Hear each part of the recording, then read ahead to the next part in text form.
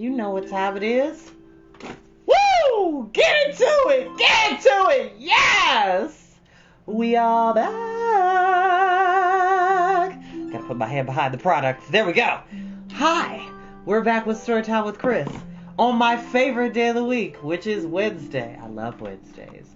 Why? Because I was born on a Wednesday, and something good, without fail, without me asking for it, without me expecting it, something good always happens to me on Wednesdays.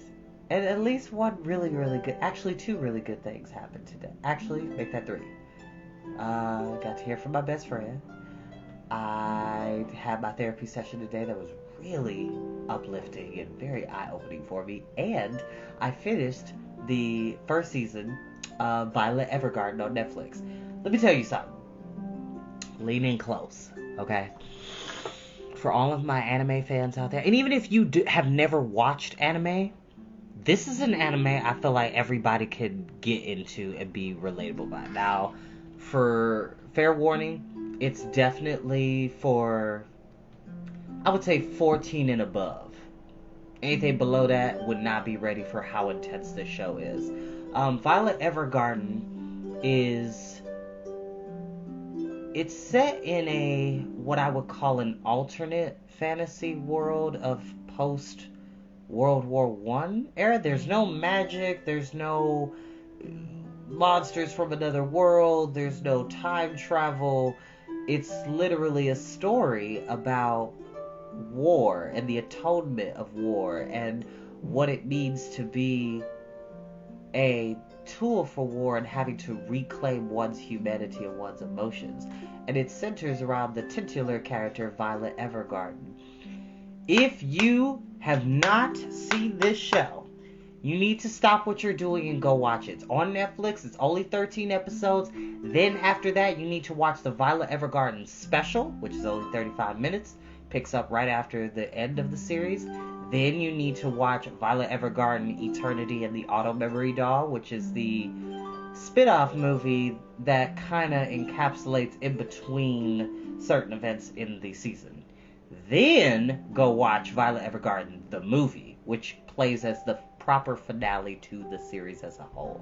It's based off of a Japanese light novel series, which, if you want to know what a light novel series is basically a light novel series is the novelized version of a Japanese manga. So rather than having pictures and quotation bubbles on a page, this is a story that is typed up and written in the form of a novel or novella with a couple of illustrations every so often in between the pages. And typically light novels are not super duper long. At the most they could be like 200 to 250. So they're very like quick, easy reads for you to get through. Oh goodness, I feel like I have an eyelash on my eye and I apologize. I'm telling you, I bet you $20, and you can quote me on this, I bet you $20 for all my friends that claim to be cold, hard, of steel, and nothing can make them cry. Go watch Violet Evergarden. Go watch Violet Evergarden. I bet you $20 you'll be sobbing. I bet you $20 that you will be tearing up every other episode. Matter of fact, you will probably start crying up until episode 4. Like, episode 4, you're in. You're stuck. You're in it. Ain't no way around it. And don't skip any episodes. It's only 13 episodes, y'all. Y'all can literally do it in a day or a day and a half. Because I started it last night, got up to episode 10, stopped at episode 10, and went to bed. I started episode 10 today up until 13. I'm telling you something, y'all. This show is a beautifully animated. It's made in 50 to 60 frames per second, which is, for all my cinema buffs, is pretty fluid animation when it comes to 2D animation and making that many frames happen in a short amount of time. It's a beautifully animated series. It's based in a Kyoto-based animation studio in Japan. It's won several awards. It's the movie. First of all, the movie has a 100% on Rotten Tomatoes. It has a 100% rating. That's not often that happens. Go watch this show. That's all I want to say on that. And if any of my friends, and I need viable evidence that you watched the show and it did make you cry, and I need a viable review before I cough up to $20, okay?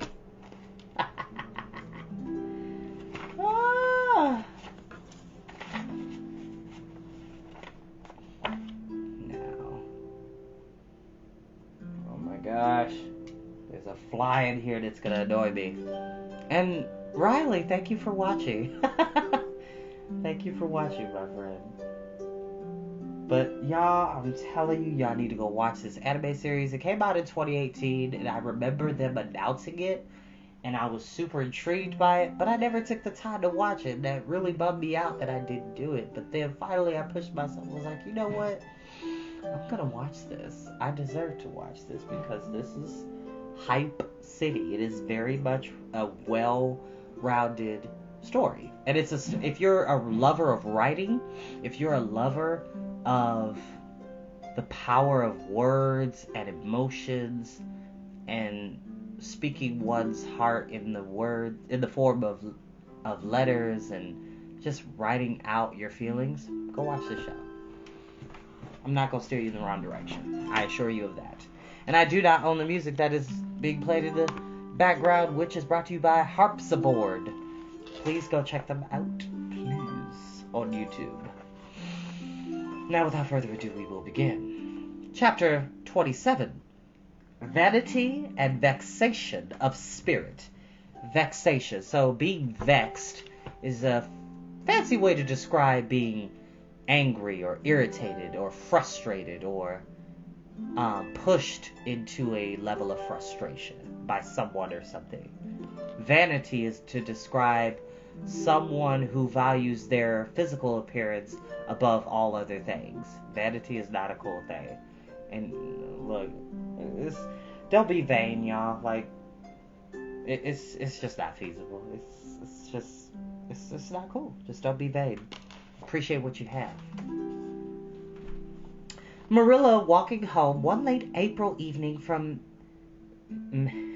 Manade meeting, realized that the winter was over and gone with the thrill of delight that spring never fails to bring to the oldest and saddest as well as to the youngest and merriest. Marilla was not given to subjective analysis of her thoughts and feelings. She probably imagined that she was thinking about the aides and their missionary box and the new carpet for the vestry room. But under these reflections was a harmonious consciousness of red fields smoking into pale purply mists in the declining sun, of long, sharp-pointed fir shadows falling off the meadow beyond the brook, of still crimson-budded maples around a mirror-like wood-pool, of awakening in the world and a stir of hidden pulses under the gray sod. The spring was abroad in the land, and Marilla's somber, middle-aged step was lighter and swifter because of its deep, primal gladness. Her eyes dwelt affectionately on Green Gables, peering through its network of trees and reflecting the sunlight back from its windows and several little I'm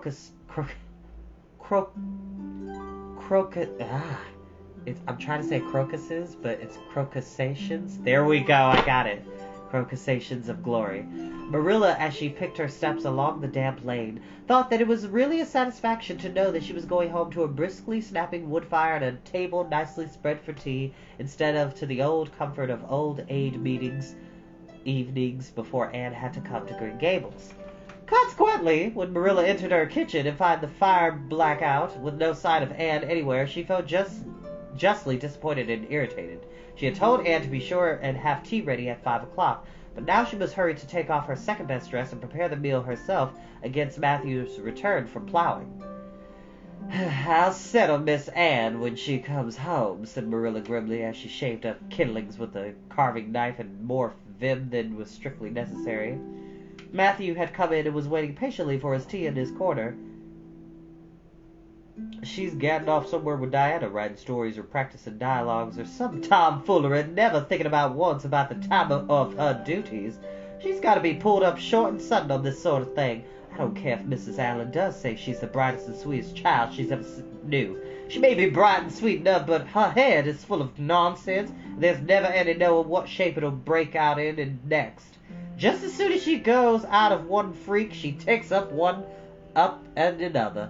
But there, here I am saying the very thing I was so riled with Rachel Lynde was saying at the AIDS Society today. It was really glad when Mrs. Allen spoke up for Anne, for if she hadn't, I'd know I've never said something too sharp to Rachel before everybody. Anne's got plenty of faults, goodness knows, and far be it from me to deny it, but I'm bringing her up and not Rachel Lynde, who'd have picked faults in the angel Gabriel himself if he lived in Avonlea. Just the same, Anne has no business to leave the house like this when I told her she was to stay home this afternoon and look after things. I must say, with all her faults, I never found her disobedient or untrustworthy before, and I'm really sorry to find her so now. Well, now, I don't know, said Matthew, who, being patient and wise and above all hungry, had deemed it best to not let Marilla talk her wrath out unhindered, having learned by experience that she got through with whatever work was on hand much quicker if she not delayed by untimely argument. Perhaps you're judging her too harshly, Marilla. Don't call her untrustworthy until you're sure she has disobeyed you. Maybe it can all be explained. Anne's a great hand in explaining. She's not when I tell her to stay, retorted Marilla. I reckon she'll find it hard to explain that to my satisfaction. Of course I knew you'd take her part, Matthew, but I'm bringing her up, not you. It was dark when supper was ready, and still no sign of Anne coming hurriedly over the long bridge or up Lover's Lane, breathless and repentant with a sense of neglected duties. Marilla washed and put away the dishes grimly, then wanting a candle to light her down cellar, she went up to the east gable for the one that generally stood on Anne's table. Lighting it, she turned around to see Anne herself lying on the bed, face down among the pillows. Mercy on us, said astonished Marilla. Have you been asleep, Anne? No, was the muffled reply. Are you sick, then? Demanded Marilla, anxiously going over to the bed. Anne cowered deeper into her pillows as if desirous of hiding herself forever from mortal eyes. No, please, Marilla, go away and don't look at me. I'm in the depths of despair, and I don't care who gets head in class or writes the best composition or sings in the Sunday school choir anymore. Little things like that are of no importance now because I don't suppose I'll ever be able to go anywhere again. My career is closed. Please, Marilla, go away and don't look at me. Did anyone ever hear the like? The mystified Marilla wanted to know. Anne Shirley, whatever's the matter with you? What have you done? Get right up this minute and tell me. This minute, I say. There now. What is it? Anne had slid to the floor in despairing obedience. Look at my hair, Marilla. Accordingly, Marilla lifted her candle and looked scrutinizingly at Anne's hair, flowing in heavy masses down her back. It certainly had a very strange appearance. Anne Shirley, what have you done to your hair? Why, it's green! Green it might be called, if it were any earthly color, a queer, dull, bronzy green, with streaks here and there of the original red to heighten the ghastly effect. Never in all her life had Marilla seen anything so grotesque as Anne's hair at that moment. Yes, it's green, moaned Anne. I thought nothing could be as bad as red hair, but now I know it's 10 times worse to have green hair. Oh, Marilla, you little know how utterly wretched I am. I little know how you got into this fix, but I mean to find out, said Marilla. Come right down to the kitchen. It's too cold up here, and tell me just what you've done. I've been expecting something queer for some time. You haven't gotten to any scrape for over 2 months, and I wasn't sure another one was due. Now then, what did you do to your hair? I dyed it. Dyed it? Dyed your hair? Anne Shirley, didn't you know it was a wicked thing to do? Yes, I knew it was a wicked thing, admitted Anne, but I thought it was worthwhile to be a little wicked to get rid of red hair. I counted the cost, Marilla. Besides, I meant to be extra good in other ways to make up for it. Well, said Marilla sarcastically, if I decided it was worthwhile to dye my hair, I'd have dyed it a decent color at least. I wouldn't have dyed it green. I didn't mean to dye it green, Marilla, protested Anne dejectedly. If I was wicked, I meant to be wicked to some purpose. He said it would turn my hair a beautiful raven black. He positively assured me that it would. How could I doubt his word, Marilla? I know what it feels like to have your word doubted, and Mrs. Allen says we should never suspect anyone of not telling us the truth unless we have proof that they're not. I have proof now. Green hair is proof enough for anybody. But it hadn't been, and I believed every word he said implicitly. Who said? Who are you talking about? The peddler that was here this afternoon. I bought the dye from him. Anne Shirley, how often have I told you never to let one of those strangers in the house? I don't believe in encouraging them to come around at all. Oh, I didn't let him in the house. I remember what you told me, and I went out, carefully shut the door, and looked at these things on the step. Besides, he wasn't a stranger. It was a German gentleman. He had a big box full of very interesting things, and he told me he was working hard to make enough money to bring his wife and children out from Germany. He spoke so feelingly about them that it touched my heart. I wanted to buy something from him to help him in such a worthy object. Then all at once I saw the bottle of hair dye. The peddler said it was warranted to dye any hair a beautiful raven black and wouldn't wash off. In a trice I saw myself with beautiful raven black hair, and the temptation was irresistible. But the bottle and the price was 75 cents, and I only had 50 cents left out of my chicken money. I think the peddler had a very kind heart, for he said that seeing it was me, he'd sell it for 50 cents, and it was just giving it away. So I bought it, and as soon as I had gone and came up and applied it with an old hairbrush as the directions said, I used up the whole bottle, and oh, Marilla, when I saw the dreadful color it turned my hair, I repented of being wicked, I can tell you, and I've been repenting ever since.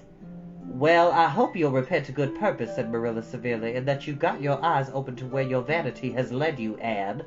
Hold on one second, y'all. Hold on one second.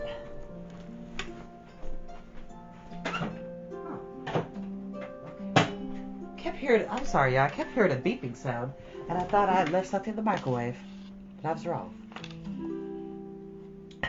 Goodness knows what to be done. I suppose the first thing is to give your hair a good washing and see if that will do any good.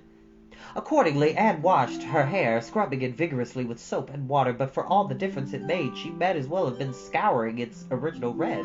The peddler had certainly spoken with truth when he declared that the dye wouldn't wash off. However, his veracity might be impeached in other respects. Oh, Marilla, what shall I do? Questioned Anne in tears. I can never live this down. People have pretty well forgotten my other mistakes.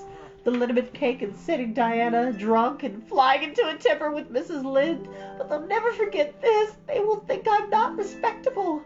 Oh, Marilla, what a tangled web we weave when first we practice to deceive. That is poetry, but it is true, and oh, how Josie Pye will laugh. Marilla, I cannot face Josie Pye. I'm the unhappiest girl on Prince Edward Island. Anne's unhappiness continued for a week. During that time, she went nowhere and shampooed her hair every day. Diana alone of outsiders knew the fatal secret, but she promised solemnly never to tell, and it may be stated here and now that she kept her word. At the end of the week, Marilla said decidedly, "It's no use, Anne. This is fast dye if ever there was any. Your hair must be cut off. There is no other way. You can't go out with it looking like that." Anne's lips quivered. But she realized the bitter truth of Marilla's remarks. With a dismal sigh, she went for the scissors. Please cut it off at once, Marilla, and have it over. Oh, I feel that my heart is broken. This is such an unromantic affliction. The girls in books lose their hair in fevers or sell it to get money for some good deed. And I'm sure I wouldn't mind losing my hair in some such fashion half so much. But there is nothing comforting in having your hair cut off because you've dyed it a dreadful color. Is there? I'm going to weep all the time you're cutting it off, if it won't interfere. It seems such a tragic thing. Anne wept then, but later on, when she went upstairs and looked in the glass, she was calm with despair. Marilla had done her work thoroughly, and it had been necessary to shingle the hair as closely as possible. The result was not becoming, to state the case as mildly as may be. Anne promptly turned her glass to the wall. I'll never, never look at myself again until my hair grows, she exclaimed passionately. Then she suddenly righted the glass. Yes, I will too. I do penance for being wicked that way. I'll look at myself every time I come to my room and see how ugly I am, and I won't try to imagine it away either. I never thought I was vain about my hair of all things, but now I know I was in spite of its being red, because it was so long and thick and curly. I expect something will happen to my nose next. Anne's clipped head made a sensation at school on the following Monday, but to her relief nobody guessed the real reason for it, not even Josie Pye, who, however, did not fail to inform Anne that she looked like a perfect scarecrow. Josie Pye's a hater. She's a hater. We don't hang out with haters. We don't sit with them. We don't sip from that cup. Okay? We don't hate on people. That's just not cool. Okay? I didn't say anything when Josie said that to me, Anne confided that evening to Marilla, who was lying on the sofa after one of her headaches. Because I thought it was part of my punishment, and I ought to bear it patiently. It's hard to be told you look like a scarecrow, and I wanted to say something back, but I didn't. I just swept her one scornful look, and then I forgave her. It makes you feel very virtuous when you forgive people, doesn't it? I mean to devote all my energies to being good after this, and I shall never try to be beautiful again. Of course, it's better to be good. I know it is, but it's sometimes so hard to believe a thing even when you know it. I do really want to be good, Marilla, like you and Mrs. Allen and Mrs. Stacy, and grow up to be a credit to you. Diana says when my hair begins to grow to tie a black velvet ribbon around my head with a bow at one side. She says she thinks it will be very becoming. I will call it a snood. That sounds so romantic. But am I talking too much, Marilla? Does it hurt your head? My head is better now. It was terribly bad this afternoon, though. These headaches are about getting worse. I'll have to see a doctor about them. As for your chatter, I don't know that I minded. I've got so used to it. Which was Marilla's way of saying that she liked to hear it. And that is where we should end for today. Listen, I've known a couple of girls dye their hair on accident or get gum stuck in their hair or be egged, which is I remember a kid threw eggs at a girl and it got all in her hair. They could not wash out the egg wash and they had to cut her hair. Here's the thing. Whether it's short, whether it's long, whether it's buzzed, whether it's an asymmetrical bob, your hair is just as beautiful as you make it to be. I think women and girls with short hair are still beautiful as much as girls with long hair, curly hair, frizzy hair, or ringlet curls, or ponytails, pigtails, braids, box braids, micros, dreadlocks, twists, kinky twists, bantu knots, French braids, cornrows, buzz cut, pixie cut, anything you could think of. Your beauty is based off of how you see yourself, not about how others see you. Your beauty is based off of how you see yourself. And if you could get up in the morning and know that you feel good and look good about yourself, you're doing the right job, okay? Don't let anybody else dictate who you know yourself to be. I'll see you later. Bye-bye, y'all.